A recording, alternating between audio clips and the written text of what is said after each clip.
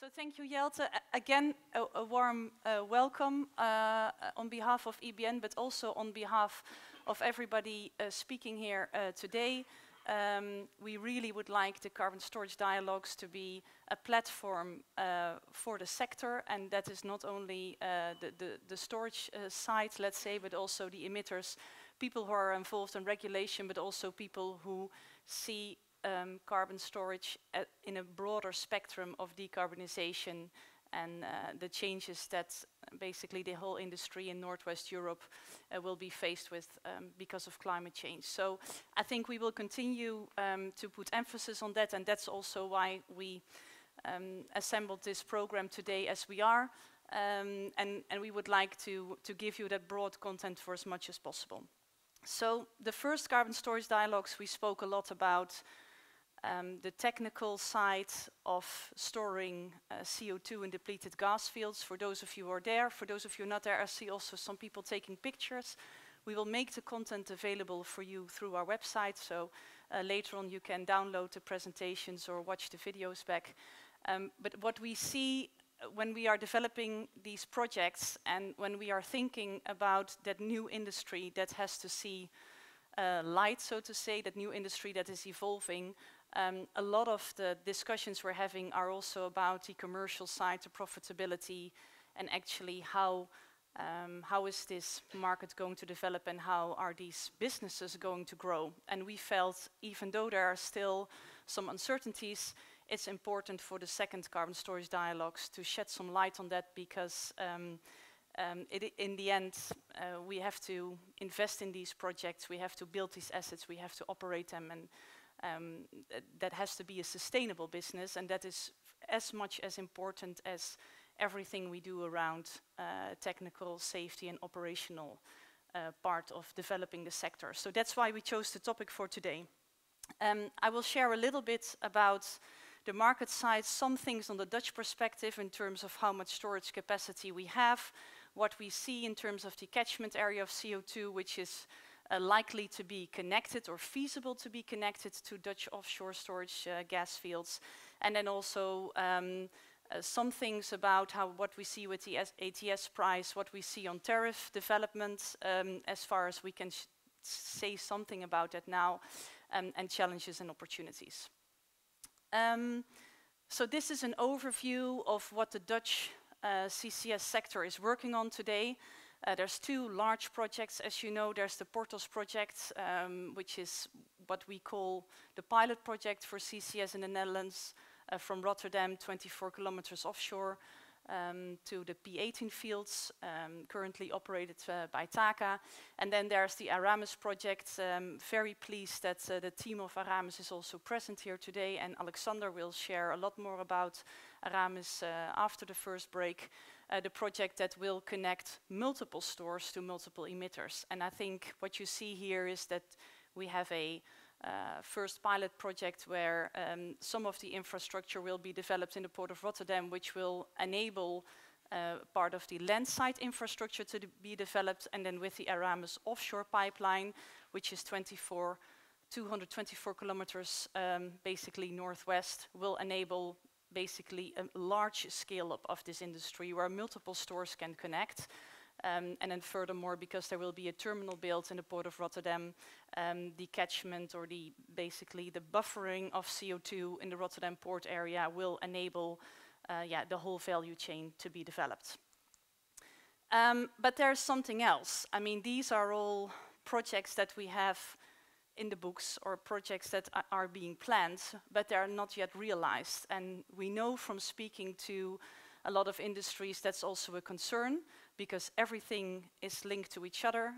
If we build a large pipeline, there needs to be some sort of certainty that a significant amount of storage capacity will be developed. And in order to be able to develop storage capacity, we need to know that there will be a market there with multiple emitters for a certain period of time. So the challenge that we have is that the emitters who are really busy, keen, committed, etc. on decarbonization and working on capturing projects are also waiting for storage capacity to be developed. That is at the moment in parallel, but there's a real concern for storage capacity to be lagging behind in terms of development compared to emitters being able to supply CO2 to the market. That's also one of the reasons why we chose this topic for today, because we think it's important that somehow there's, I will not say an encouragement to the market, but there's going to be some sort of certainty for this market to scale up, for competition to be there, but also for shared infrastructure to be able to be operated at a reasonable cost. If the market scales up, it will also enable emitters to transport and store their CO2 at a reasonable cost than if we would have one-off projects. And this is the reason also why EBN is involved in CCS, and why we are looking critically at how can you give some sort of certainty and planning to how this storage capacity will be developed, because in the end, if we don't develop the storage capacity, the decarbonization solution will not be there. This is an overview, and there are multiple maps of depleted gas fields and locations in the Netherlands, but this is to give you a spot of where the gas field capacity for storage is in the Netherlands. You can see that not all the circles is the size of the volume, are as large. There are some gas fields who have significantly larger storage capacity than others. That also means that they are, in most of cases, economically more feasible to develop, but also that they are quite far northwest. And that's one of the reasons why also the Aramis project is looking into developing infrastructure into that direction, because then the vicinity closer to where the largest storage capacity in the Netherlands offshore is feasible. But there's another thing, because not all the stores are depleted, as you would say, at the same time, and they will also not be available at the same time. So besides the fact that this industry needs to start up, that businesses need to step in and wanting to be an operator to store CO2, there's also the case, is my asset basically ready? How long will I be producing gas? You can imagine at the current gas prices, but also the interdependency on gas from foreign countries, that debate is in a totally different dimension than we had it before.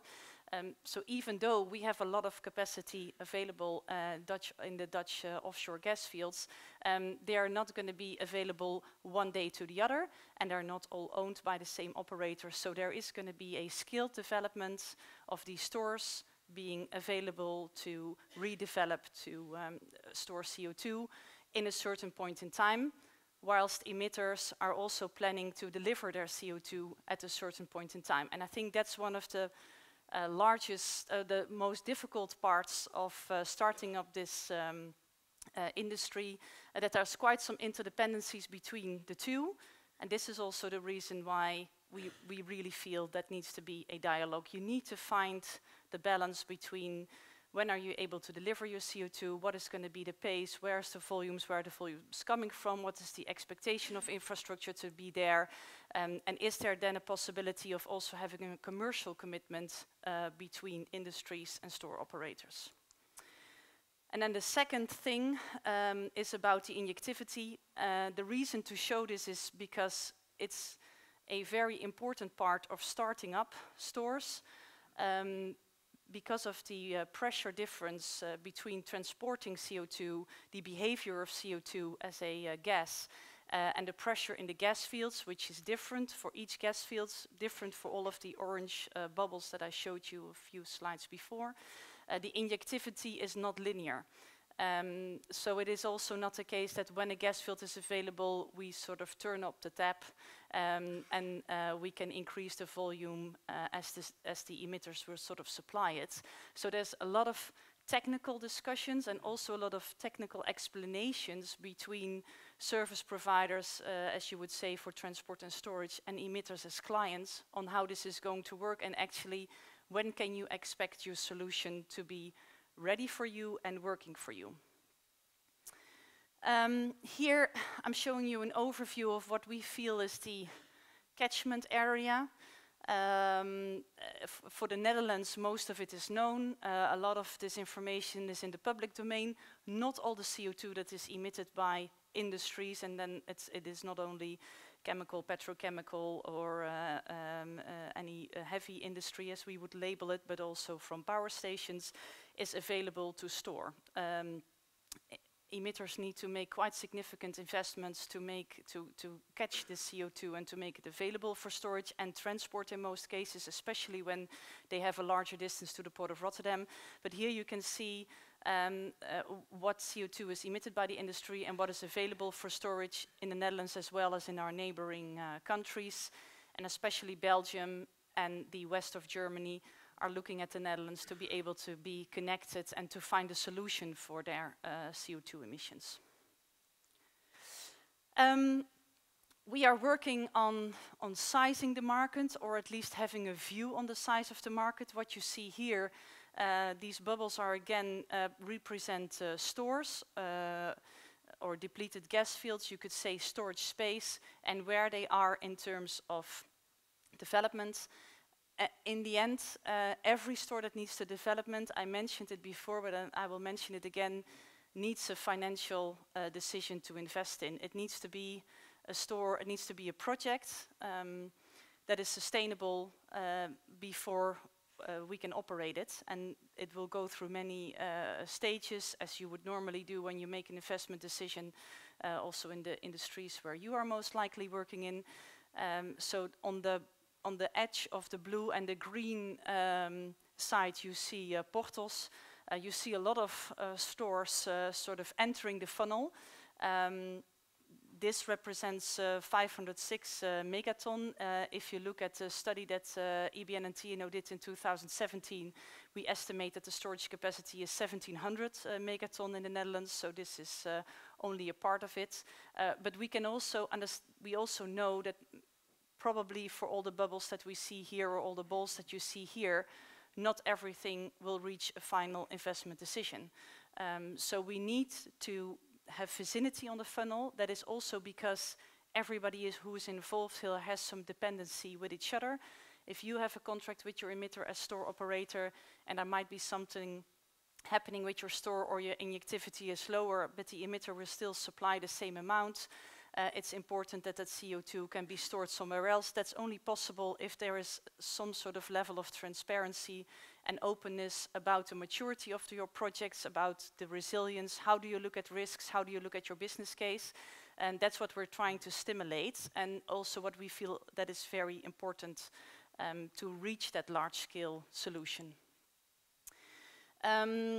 We highlighted here the ETS price in Europe. You see some of the other areas in the world next to it. On the site of RVO, the latest reports are published with some tariff studies that are done on the store opportunities after Porthos.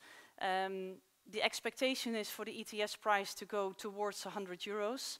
And we see that the current transport and storage tariffs that are published by RVO, the report was done by Exodus, on the base case is 72 euros. That is only transport and storage. We are very well aware that the emitters also need to make significant investments. So 72 is only for transport and storage, then still you need to make the investments to catch your CO2 and to probably treat it.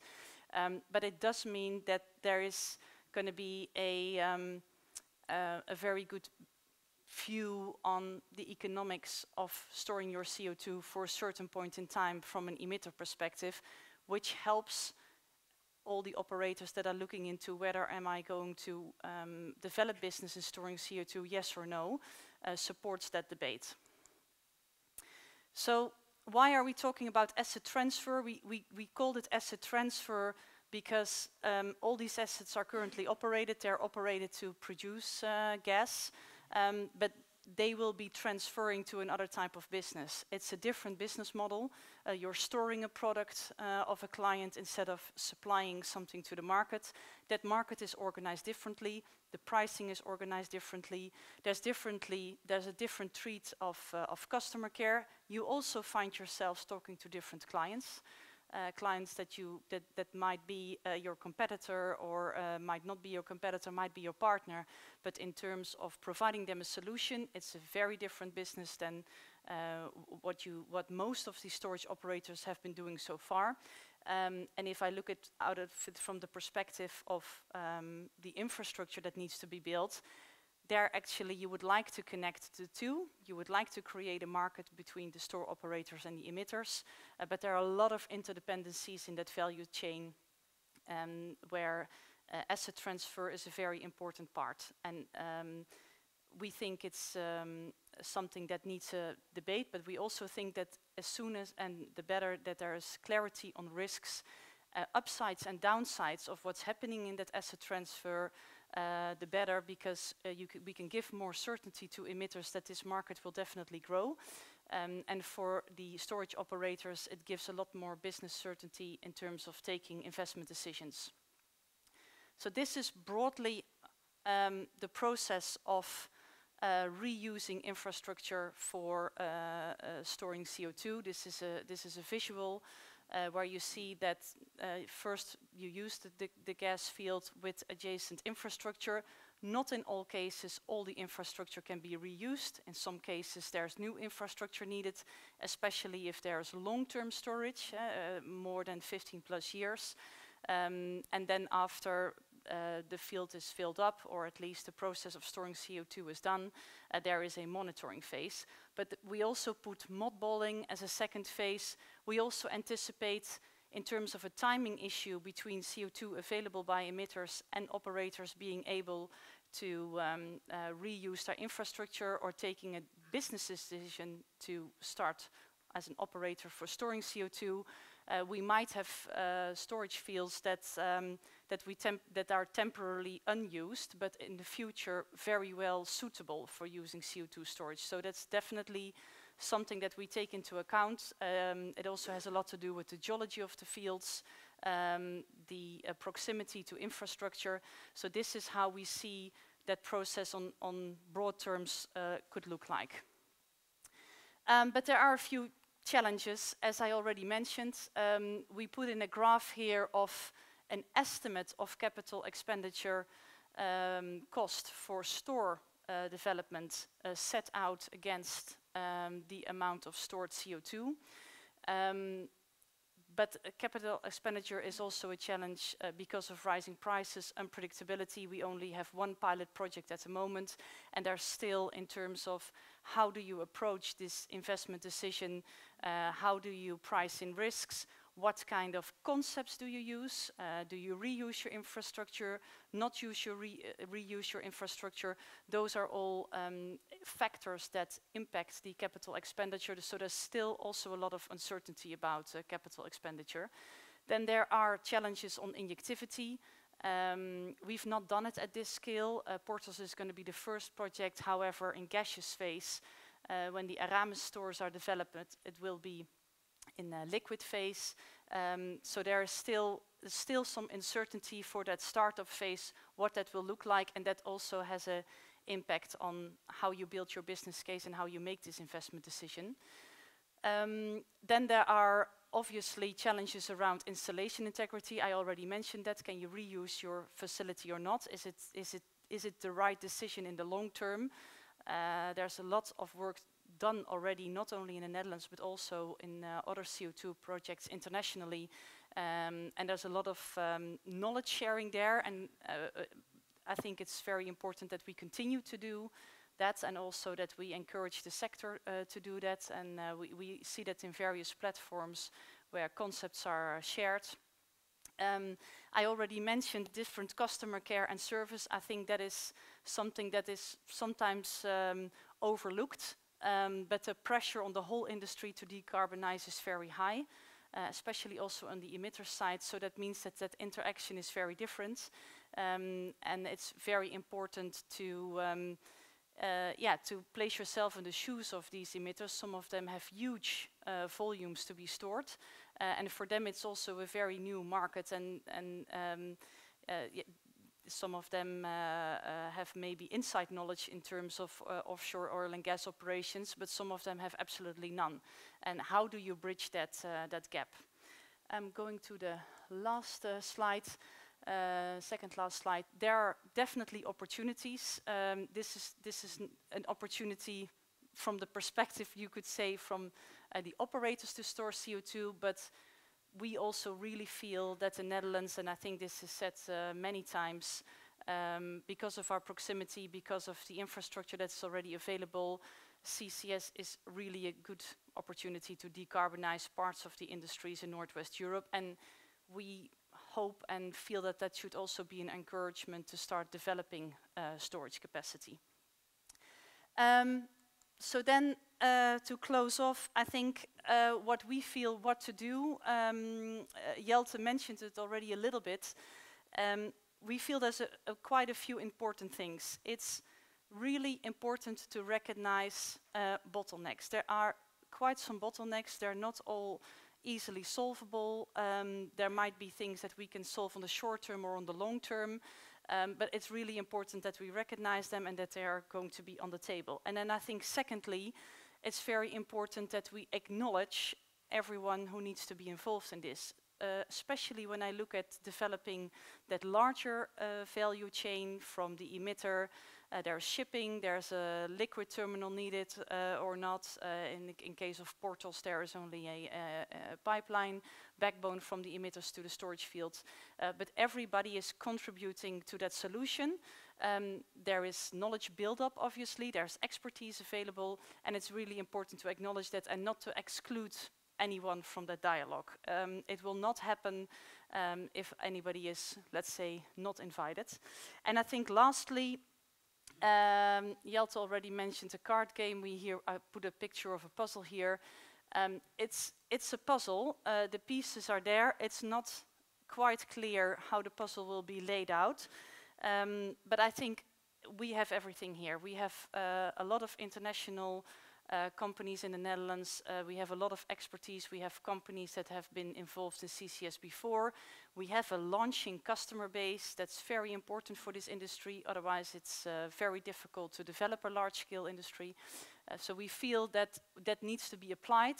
There is some hand-holding needed instead of sometimes debate. I see some people smiling, but yeah, I think that is definitely something that is needed, some trust to be able to do this, because it's a long-term solution that we are looking for, not in terms of what Silvio Erklins mentioned in terms of lock-in, but in terms of the infrastructure that we would like to build and realize that is not something that we are going to do only for a few years, that's something that we're going to do for a longer term. So I would like to close off with that, Jelte. Thank you. Okay, thank you very much.